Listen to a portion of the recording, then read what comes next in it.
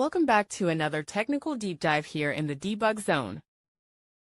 Today we're tackling a big question and breaking it down with insights from other users.